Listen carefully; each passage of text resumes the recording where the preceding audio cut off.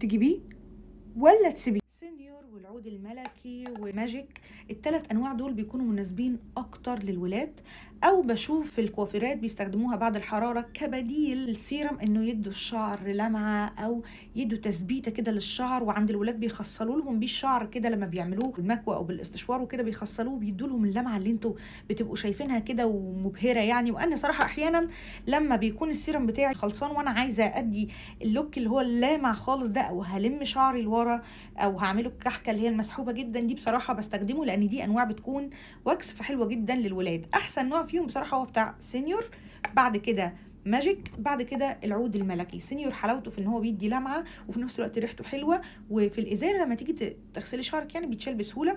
ده كمان كويس لان هو ارخص واحد فيهم فيمشي حاله بصراحه. بس سينيور اعلى منه، ده ممكن يوقع الشعر شويه صراحه. ده برده ممتاز بس مش بيثبت الشعر زي ده، ولا بيدي الافكت اللمع فتره طويله زي برضو سينيور، لكنه بيدي ريحه حلوه شويه يعني. يمكن هما الاثنين ريحتهم حلوه، طبعا دي هتبقى اذواق، لكن ده هو اللي انا بستخدمه ليه انا، لان انا مش ببقى عايزه التثبيت اللي هو بتاع الرجاله ده، هو حاجه بسيطه زي السيرم كده تديني ريحه ولمعه في نفس الوقت.